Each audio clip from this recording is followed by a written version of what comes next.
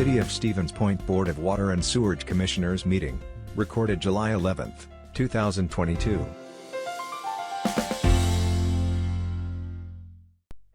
Roll call will be taken. Motion to approve the minutes is in order unless somebody has some changes or suggestions.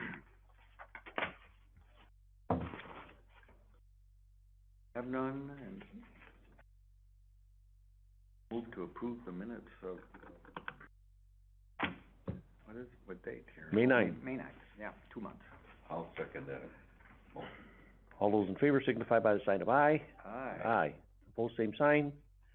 Motion carried. On to Water Department claims.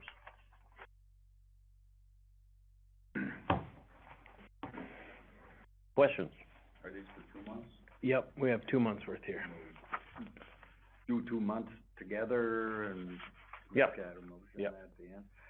I had a question on 56681, and only that I keep, you see the bottle filler installation a couple other times in the charts. What is the bottle filler, I guess? What's a...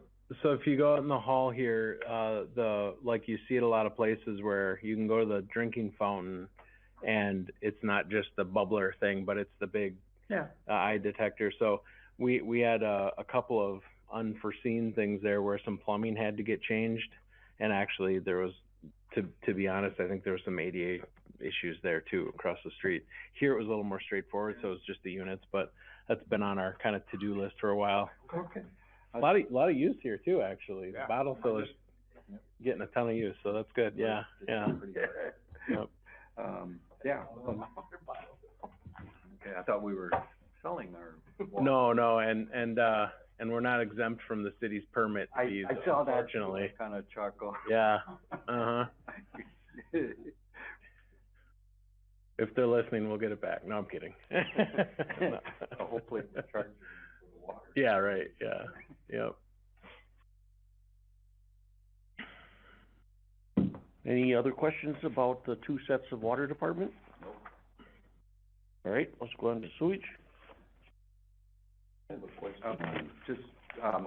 did have a note on July, on the leak detection survey, and it's not on the billing itself, but it just, later in the reports, just how that's going. And Oh, sure. Eric can touch on that during his or Craig. finding and stuff. Yeah.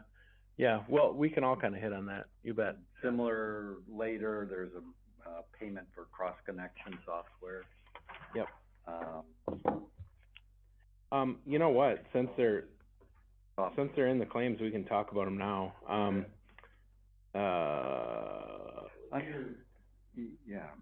So basically, leak detection we do every year.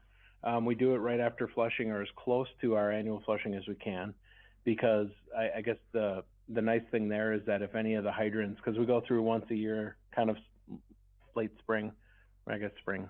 What was the date this year? March? May 9th? 11th, May, yeah. So it's mid-May, early May. Go through and we operate all the hydrants in the system to make sure they're operating properly, and if there's any repairs that are needed, we do those. And that's that nighttime operation where we do that. And following that, and I think it was probably a week or 2 weeks later this year, Western Leak Detection comes in and they kind of do a survey of the whole city from an acoustic perspective. So he listens to hydrants and valves if necessary and finds leaks. And the idea there is that by doing it right after flushing is that if there's any hydrants that didn't get closed all the way, because some will be a little harder operating than others, or something might get caught in the seat or something, and any that aren't caught right away that aren't leaking for a whole year before we get back to them. Well, that's a good strategy. Yeah, not only the cost of water, but also that kind of leaking through that can create some other issues, right? And maybe lead to the valve rubber getting eroded or something like that. But so yeah, that's what the leak detection one is. And he usually does and he did, I don't remember what it was. He does a payback calculation for his costs versus simply just the cost of the water. And it always pays itself off before he has to come back, right? I mean, it's getting better. The payback is getting a little longer every year because we're fixing things, right? So there's not a ton of leaks in the system. We have a pretty low lost water, percentage. So we're good in that regard. I recall when we started to implement this acoustic listening, and there was a lot that was found. And, Yeah. Then we started dialing it back, like you say. Yep. Wondering those leaks happen, but. Yeah, and that's the thing is that, whether it's seasonal, you go through, winter and you get freeze thaw and stuff like that, or we have these old, 2-inch female adapters that like to break and snap because they're a little more brittle than some other stuff. So I think it's, until there's a negative payback on that thing, I think it's a really good effort. Yeah. And according to the DNR code, we can have up to 10%. Well, I think at 8 you have to develop a strategy for fixing it. Okay. Is it 8? 12? 30, 20?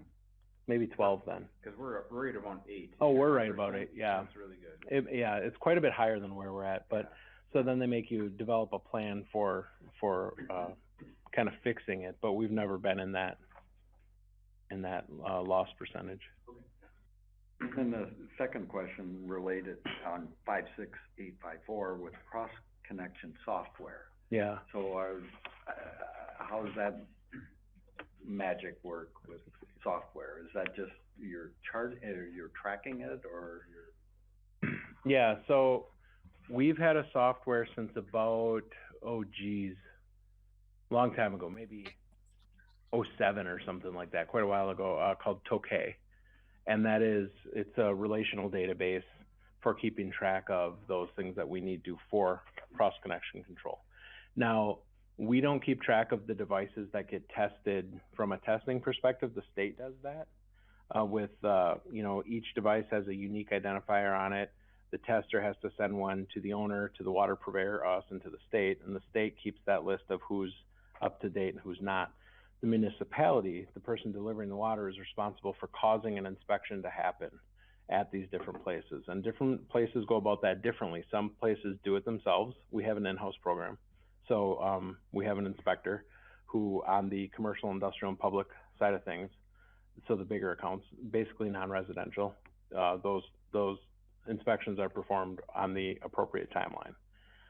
And this software keeps track of all that. So if you have non-compliance issues and it's documented, it'll spit out non-compliance letters. It'll spit out letters for, hey, we need to do an inspection, first notice, second notice, all that kind of stuff. That software, is this a on-site, on-prem to cloud? Yeah. Yeah. This is one of those many transitions that we've been going through, and we'll go through more with an on-prem software getting transitioned over to a cloud-based software. So it's the same function we've had for a long time, updated, upgraded, basically same function, but new environment. Does that also, cross-connection software keep track of, irrigation systems? Oddly enough, we do keep track of the private well program in that software. Yeah. It's not really designed for it, but we've utilized it for it. But not strictly irrigation, because most irrigations in town are on city water. There are some that are on private wells.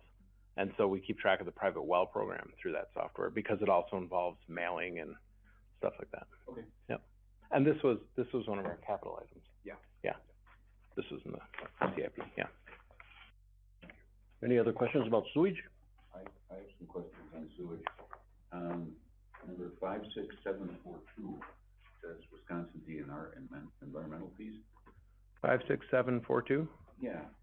Annual lab certification fee. Near the bottom of the first page. Oh, this is on wastewater now? Yeah. Sorry. Well, sewage. So, yeah, so 42, yep. So we have to pay DNR, about $1,500 a month for application? And, So, go ahead. 1,500, yeah. So we get, I believe those are NR 101 fees as well, Mary? So basically every pollutant that we put to the river, that is in our permit. So we have a BOD limit, a total suspended solids permit, an ammonia permit, a phosphorus permit. Any of those. A video of items this that we meeting is have for available them for viewing end on the up city's going, website, you know, stevenspoint.com/videos. small pieces of it go out to the river, even though we are well under our permit limit. All of those pounds going out there, we get charged by the DNR for. That is part of our permit with the DNR. So that's what that fee is. Oh, okay. Is all of those things throughout the entire year that we end up sending out to the river. Okay, now I understand. Doesn't seem logical to have a $50 a day. No, yeah. certification fee. I think that was probably one of those things where we had 2 invoices there and it grabbed the Yep. description of the smaller one. Okay, that's fine. Yeah. Then I've got another, couple of questions on the next month Okay. for, on sewage. 56757. Yeah. Update alarm panels to employee retirement or replacement. Yeah, so the panels in the buildings that are armed, or have, intrusion alarms in them, you have a unique code for each employee. So when we get new employees or employees leave, we need to have them update those so they can't use them anymore. Yeah. Yeah. Okay, that makes sense. Yep. And, a little further down, 56769, Mm-hmm. there was employee and then salary, Mary? 14 something. That is our employees that don't have direct deposit, and we have to cut a physical check. Okay, Oh, check number. okay, that just seemed odd. Okay. Thanks, guys. All right, on to stormwater. That goes right in with the alarm panel new employee. Mm-hmm. Any questions about stormwater for June or May? I have a couple of questions on, July? claims. A couple of them say trees, 56707 and 56708. Those trees that we buy, Yeah, so, that's the cost of installation. no, this is part of, every year we, through, internally restricted fund, we fund street tree activities through the stormwater utility. So rather than us, paying that amount out just flat, what they do is they remit invoices to us for things that qualify as street tree activities. So this is us paying toward that to a certain dollar amount. Through the city forestry department. Yep. Okay. And then the next, we're still on stormwater? Yeah. Yep. There are 3 invoices, 56841, 56866. They're for Heartland Business Systems LLC. Mm-hmm.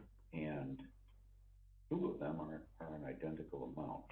And Yeah. I questioned that. Yeah, so Heartland, let's see, the 2 that are identical, which ones are they? Probably, 56866 and 56879. so that's 225 monthly, this, yeah. This is probably 2 different months of the same thing, right? Correct. Yeah, so Heartland, Okay. yeah, so that's, when you see the Microsoft 365, we handle our Microsoft Office stuff through subscription now. And so when we get the bills from, they ultimately come to a folder set up by city IT that Mary checks in. Yep. Some of them. Right, those, the 365 actually gets billed out to the city. Okay. And it breaks down all users, and then I get it after the. Yeah, so this is probably a case where the city billed us 2 months at a time, rather than a month when they got them, yeah. Okay, thank you. Yep. No more questions. All right. We need a motion to approve all 3 departments' claims. I'll move to approve. Second, Carl? All those in favor signify by a sign of aye. Aye. Aye. Pose same sign. Motion carried. Who was that? That's Hi, Anna. all. Yeah, She came in I'm during on the the time, phone. Welcome, Anna. Hey, So now we're on to the water supply and distribution report from Eric. All right. So since the last time we met, we had a couple of fun projects happening. We had that air mixer was installed. It is now up and running. I'm not sure if I updated you last time. On the tower? Yeah, on the tower here. Yep. So sending a pulse of air in the standpipe. We have noticed a slight uptick in the chlorine levels when the tower is draining.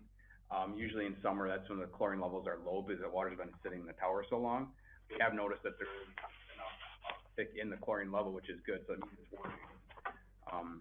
So that is up and running and going well. We did get into Pfas sampling. I don't know if, Joel, were you gonna touch on that in your directors? Go ahead. Okay. So we had, 4 rounds, 4 different samples come back from Pfas that were elevated levels, but nothing just above the detection limit. So we're at like a 1.21, a 0.94, a 0.94, and a 0.97. Currently, the standard is 70 parts per trillion, so we're way underneath that. We have a slight detection, on 4 chemicals out of 105, so.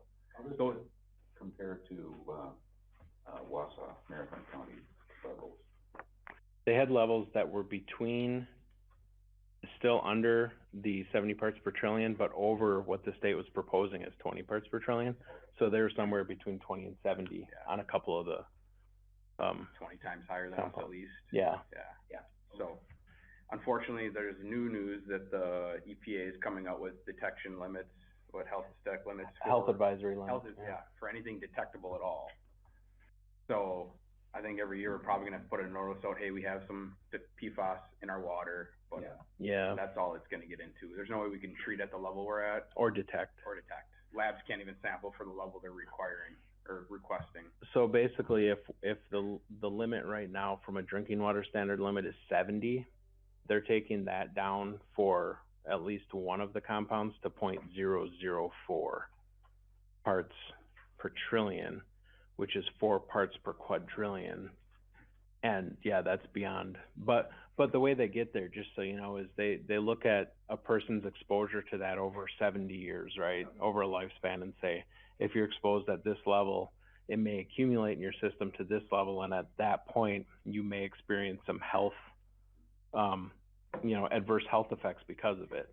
So they know that at this level, it may cause that. So what's that concentration over 70 years? Well, it's immeasurable is what it is. But there's more of that developing, and we can talk a little more about that during the CCR item too. Sure. And one of those samples, we did test the future well 12 site, just in case that had a really high level and we go and put in a brand new well.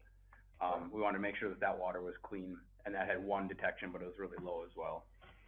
That's moving forward. We're in the process of kind of looking at design on the well building itself, so. We have those, PFAS samples tested at the university lab? No, the State Lab of Hygiene. Okay. Or Northern Lakes in Crandon. Okay. Through, certified the sample for that, test for it. 12, I think that was it. And then another thing we've been working on is replacing most of the water buildings with LED lighting and upgrading the fixtures to save money with focus on energy. So our chief operator, Mike, is in charge of doing that. He's been going around and slowly replacing bulbs with LED bulbs and fixtures to kind of make us more energy efficient. That is worth every penny you spend on it. We put that addition on our building, and I figured our electric would double. Yeah. And they redid all of the old fixtures in the original building as well at the same time, and they hardly went up at all. Just amazing how much difference it makes. Okay, anything else? Unless you have questions for me, that's it.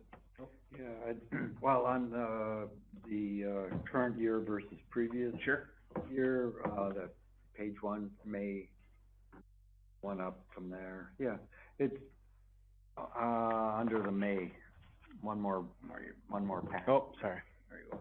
Yeah, you had a new record and a previous record high in this. Is that the same month, or is there a year? And is that per day? What's reflected there? 2013, it was highest in 2013, so I just kept it on there and put it as a new one in 2022. Amazing, yeah. Not the 13th, right? No. Yeah. Okay. Yeah, got it. Yep. Okay. And that's a monthly billing as a new Pumpage. So there's a dollar. Okay, so the pumpage is It's under the power bill Oh, I see your. line, The power bill, dark sky. Ah, I gotcha, yeah. so That makes I mean, this could be as much a factor of electrical rates as much as, Yeah, Sure. it doesn't, right, I see yeah, where you're going with that. yeah. Down here you're talking, yeah. yes. Yeah, that will definitely be impacted by our rates as much as anything else, yep. You know, I don't know, are we on a variable rate based on consumption? Well, at our biggest pumping spots, we're on, what's called a CG20 rate. We have a couple spots left that way, right? Yeah. Where it's lower, it's a commercial kind of rate. There are some spots that the rate isn't much different than what everybody experiences, but there's a demand threshold and a total use threshold. You gotta get to both of them to go down to the lower rate. It's almost like on a water rate when you have a declining block structure, the more you use, the less you pay type thing. But I know well 11 is on that, and I don't know if we have any others anymore. I don't think they took it away Six from us. was, right? Yeah, Six six, was, but that's gone. yeah, so it's just well 11 currently on the water side. I didn't notice that. Well, All right, got my dates. Joel, you need to say anything about this consumer confidence report? Just a little bit. So, it's the postcard, so everybody gets a postcard in the mail. I'm sure maybe you guys saw yours. That says go to stevenspoint.com/CCR for the latest report. That's our requirement. It is gonna be something that I believe, I don't know if it's gonna start this year or next, but I think we're gonna have to start doing this on a 6-month basis, based on one of the, I think it came along with lead and copper, Yeah, actually. by 2024. Yeah. So the next couple of years, we'll have to do this biannually. But some of the stuff we talked about in there, nothing's really new about this. This is just how to conserve water. Always put a thing in here about what we're doing project-wise. That's not required in the CCR either. This stuff where you get into more of the tabular form is the stuff that's required. And it talks about our sources. It talks about contaminants. It gives you some idea on where the typical source of that contaminant is. And then, if things weren't in the current testing year, it has a date. So if you see these dates are empty, that means it was tested in that year.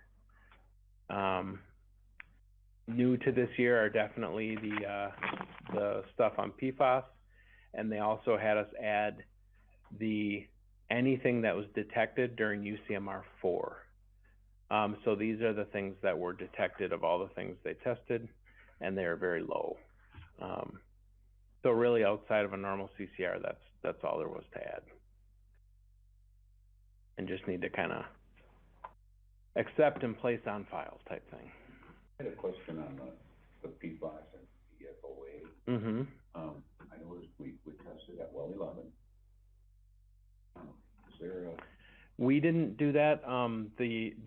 The National Guard, I guess it is, tested all of their armory locations, and Okay. and the armories delivered those to their respective water suppliers. Gotcha. Yeah. Well, that's good to know. Yeah.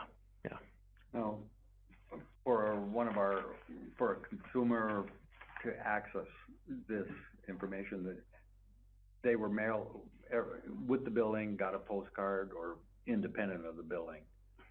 Independent. Independent. Yep. Do we track then after that mailing? Is there a count on pages? Is it any indication? That's a good question. I'm not sure, because the one requirement is that you be able to go to a direct link, and it is stevenspoint.com/CCR, and that will always be our latest consumer confidence report. Being that it's got its own URL, I'll have to, and maybe they're listening right now, the website folks, but I may have to check with them to see if there's a website counter on that specific link or not. I'm not real sure. Cause it gets sent out, and then all of a sudden, or in the next month. We will get a few emails in saying, hey, I saw this and I checked it out. And in fact, last week we had something about, do you have a more recent test result for sulfate, right? Or maybe that wasn't. I thought sodium. Oh, okay, sodium, okay. whatever it was. I don't know if that was because of this report or not. But there's a small uptick on what we see, but I don't know about the visiting of the website or not. Well, you know, I mean, is this program effective? Yeah. You know, or do we have to, Yeah. I mean, do we want them, I mean, certainly we want the information available, because then Yeah. you have something to point to here. Well, and other than the postcard, that's another, I mean, we put it on the agenda for that reason too. So if people are scanning agendas, they see that too. So it's just another opportunity to be aware. I think we're required to either hand deliver it or electronic, right? Yep, you have to, right. If you don't mail it to everybody, you have to mail a link to everybody, and it has to be something that can go right in the URL and it'll get you there. There's a couple different options. This is just the most kind of consistent one. So I see we've got 25 pages of 62. I'm glad you didn't print the rest of them, by the way, but, will the access via the website come through? Oh, There you go. all right, yeah, all right. Yeah. Okay, we'll place that on file and note it in the minutes. Sewage treatment operations from Chris. All right, for May and June, the wastewater plant met all of our permit limits. Things have been going very well, getting some projects done around that have been a long time coming, so now that we're back to full staff again. In May, we were able to produce about 60% of the heat that we needed on site. In June, we were able to produce 64%. Those numbers are a little low because we were heating, or still are heating, 2 of our digesters with natural gas instead of biogas, because we had our number 3 digester mixer taken offline to be repaired. So now that's repaired and reinstalled. We're actually filling that digester now. I'm hoping within the next day or 2, we will be back to operating fully on biogas. And I would imagine that 60 and 64% number will drastically increase for the months of July and August, for sure. Hopefully, when we get into the winter months, it stays that way as well. Had a couple projects going on around the plant. Precision Door and Glass came in and replaced some old steel rotted away doors with fiberglass doors. They did a fantastic job. There's just one more door yet to come in. When that shows up, then they'll finish that up. We've got DN tanks here, working on some concrete restoration in our aeration basins. They should be finishing that up in the next week and a half to 2 weeks. And other than that, like I talked about, we're putting our number 3 digester back online after the mixer has been repaired, and we should be back to fully operational after that. I had a question on that concrete restoration. Yep. How often do they have to do? This concrete tank, I believe, is from 1952, I believe, it's the 1952 upgrade. The older the concrete, the less times you have to upgrade it, the less times you have to address it. The newer concrete doesn't seem to hold together quite as well. So I guess when we did it, the last tank, and now we're doing this one, it was under the impression that I should never have to even oversee one of these again in my life, in my time of work, nor anybody else who's working there. So 20 to 25 years is what they said is the minimum lifespan on that repair. So Sounds good. I had another question, if you have. no, go ahead. On the compliance maintenance report, page 32 of 62. Oh, that's our Yep, next that'll item. be the next one. Yep. Yep. Sorry, Not ahead. But that's it was the next page in my file. Yeah. All right, we'll place the good report on the sewage, appreciate it, Chris, and then let's go on to the compliance maintenance report, which is the remainder of your packet except for the last page. All right, so CMAR, Compliance Maintenance Annual Report. Obviously, there are a lot of pages to it. I'm not gonna go through it all because there's not a whole lot to go through. There's no real glaring issues. As you can see, if you go to the summary page, whatever page that is, I'm trying to scroll down through here without screwing up my computer. Go to the second to last page of it.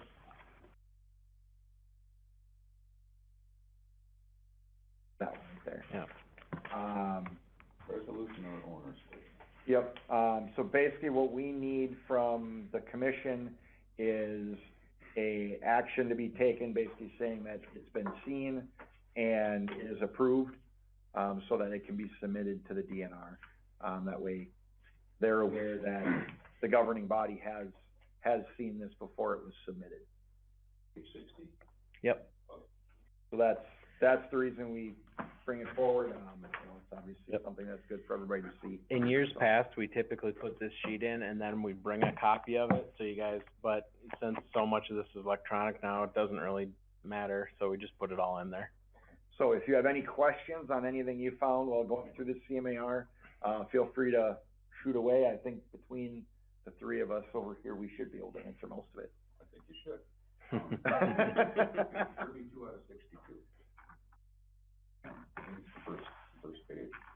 I didn't understand how January and August had such different influent average flows. Seasonal. It's winter versus summer. Okay. You'll see even in December, it goes back down to 1.9. Yeah. Once the ground freezes, we get zero, infiltration into our system. Okay, so that's partially infiltration. Yep, that is almost all infiltration. Okay. Well, then that makes sense, because I was going to, ask about the influent monthly average BOD concentration. It's so much higher. Same reason. The same amount of waste going down the drain, less water diluting it. Less dilution. You also get in the summer, you get a lot more people taking more showers, doing laundry more often, that kind of thing. You end up putting more water down the drain. Okay, now that makes perfect sense. Thank you. Well, congratulations on straight A's. Yeah. That, pretty much says it all as far as I'm concerned in a long report, that most of it I don't understand. Carl? Yeah, I do have a question on page 53 of 62, where our energy efficiency study, we're relying on a study that was done by Focus on Energy 20 years ago. Yep.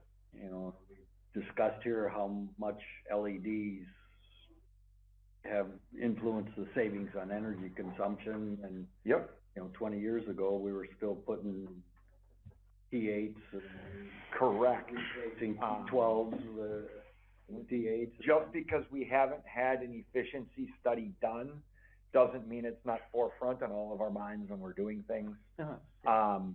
You know, I guess I look at it and, yeah, we can have Wisconsin Focus come back and do another one, They might hesitate to do that. and they may. Yeah, they'd probably indicate that, you know, we're already pretty far ahead of the curve and it would be a waste of their time. Yeah. Yeah. Yeah. But that's why. Yeah. You know, obviously, yeah, we definitely are following all on the same boat, you know, following along saying, hey, LED is the way to go. So all of our new projects, like our new buildings, everything, it all has new LED lights. Most of that stuff isn't even really optional anymore. You put that out for a project and the lights are coming LED. Yeah.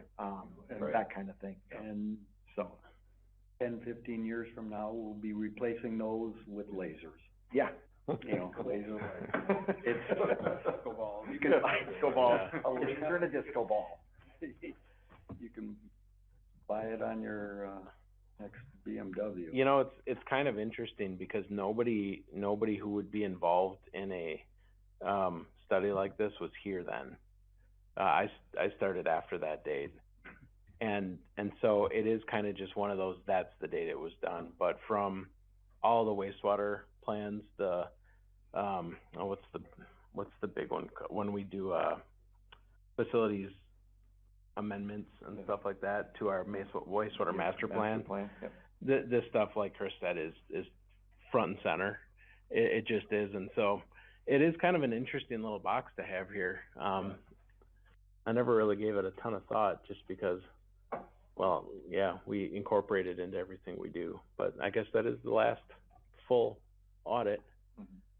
But yeah, That was a baseline, that's all it was. yeah, Mhm. yeah.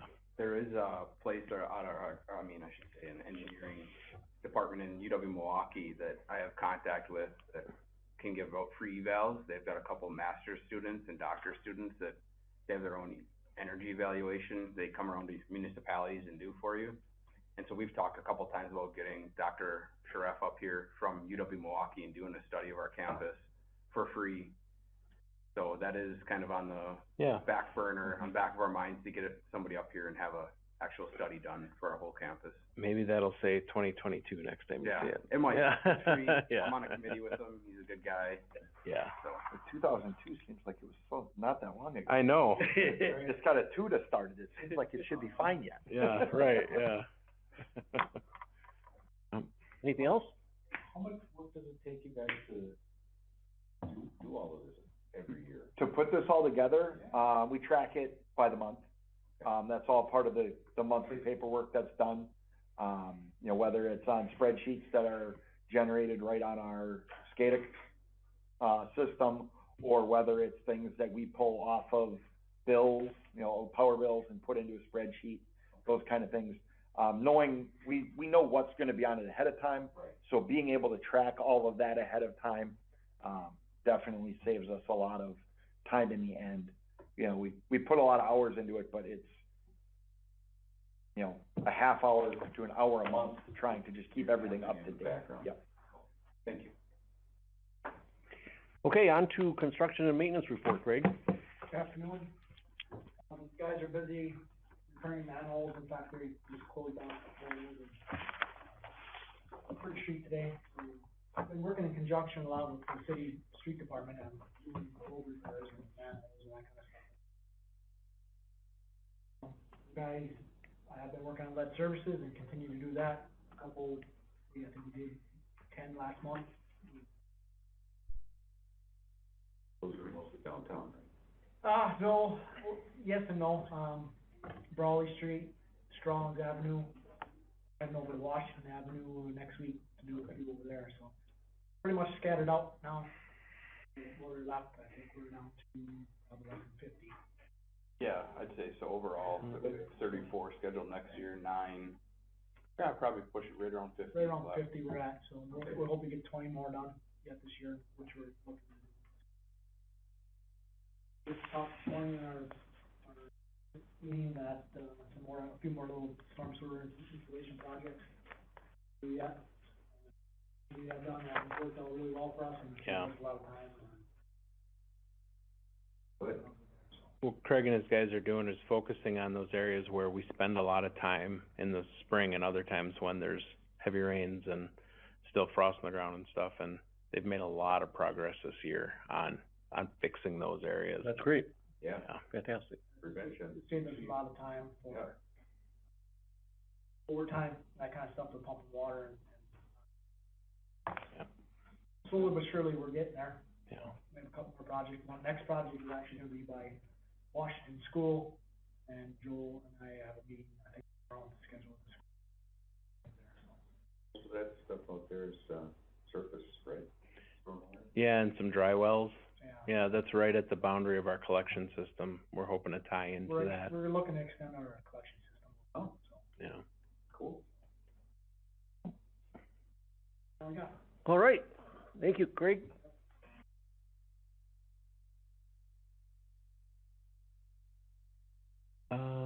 Yeah, did we not? No. Oh, I'm sorry. Good catch. Yeah. If we could, motion to approve on the CMAR, that'd be appreciated. I'd like to move to approve the CIR. I'll second it. All those in favor signify by a sign of aye. Aye. Aye. Aye. Both same sign. Motion carried. All right, community area network, Joel? Yeah, real quick, this year's bid project, the work is complete. We've got some of our final deliverables in the way of paperwork handed in, splice diagrams, red lines, stuff like that. I believe they're, except for an item or two, done with the punch list item that we had for them to fix a few things. I believe the school district's already using the connection out to Kennedy and Junction City, and this week we'll be preparing billing to go out to the different parties involved. So that one's pretty well wrapped up. Yeah, and we're looking at maybe another run out to Plover Water, over by Rural Water over there. We talked about that a little this morning.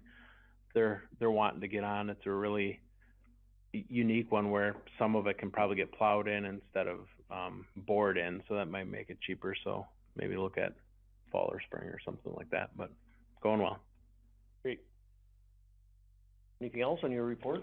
One thing, and this is more of a sense of the commission, between the agendas kinda getting finalized and now, we have some numbers back on repairing some generators at well 11. As long as there isn't any real concern on it, I'd like to go forward with the work. We're talking about 13,000 per generator. Because it is, in a way, I think we could easily categorize this as emergency stuff, because without the generators working, we don't have backup pumping ability. And so it's normally the type of thing, and we'll bring you quotes next month, but we may be underway with the work already. So I just wanted to be like upfront about that, that the order didn't work exactly perfectly here. Of the 4 out there, we got 1 working right now. Kinda 2. One we can rely on, one of the 2. These 2 we were gonna mothball and move, possibly, with the Wellsfall project and a Wellfield Road project. Yeah. It's the control board that controls the generator. We thought that if we move them, we could dumb them down to talk, they don't have to talk to the other 3. So we'd have a standalone, easy on-off control board at the new site. Come to find out that we can use this control board at a different site. And so, since we have only 1 generator that's working well, we wanna get these up and running for the time being so we can move them. Because repairing them now will make them effective for if and when we do move them. Yeah. And, you know, actually, when you get into some of this weather and you start really looking at what you've got, feel a lot better about having a little more backup there, so. We're just finishing a installation on our bank building for a new generator. Yeah. It'll be done in less than 30 days, for the same reason. Yeah. Just crazy. How often have we, get backup power at what level? Oh, I don't know how to quantify that. I mean, I know we've run it. Probably need it, like we lose power there 4 to 6 times, 4 times a year probably. Probably 4. 4 times. We run it weekly, on backup power. Sure. We have some controller issues that they're not talking to each generator and they've actually been blowing equipment. So that's why we took 2 of them offline, the 2 that need new control boards, cause they're $13,000, and we thought, why put $13,000 in just to move them in a year or 2, and then possibly need different controllers? Sure. We don't wanna spend that excess money, so we just mothballed 2, having 2, 1 working great. Well, then the 4th one went out on us a couple weeks ago. Now we're down to 1, we don't like that, so we have that quote coming for repairs on 4. They've been just money pits, but we're working through the issues we have and. Repair process. Yeah. Yeah. So do we only need 1 generator working on well 11? But we have 4? For the way it's currently operating and currently sized, the plant will run on 1. Correct. You might well, probably not, just as a refresher, we pump a little under 3 million gallons a day out of there. That well is capable of between 12 and 15. But because of the water supply agreement type stuff we have with the town hall now after the well issues out there, alleged well issues out there, we stay at 2,000 gallons a minute, pretty much, which is just shy of 3 million a day. So more pumping would obviously need more power, the generators are there for it. The other thing is that treatment plant right now can treat maybe 4.5 million a day, and we don't use that capacity quite either. But if you use the full capacity of the well and you needed to add on treatment cells, then you're getting into more power demand there too. And in a plant like that, you always size the need for startup, right? When everything's sailing along and things are running, you don't have quite as much power demand. But when things are starting, it takes more. So what's there actually is more power than we need for running that plant at full capacity. It was actually for a next phase. So we've got a few times more than what we need, but at the moment we've just got the 1, which is why we're talking here. Yeah. Thanks for letting us know. Yep, very good. Anything else? No. Motion to adjourn is in order. Move to adjourn. All those in favor signify by the sign of aye. Aye. Aye. Pose same sign. Motion carried.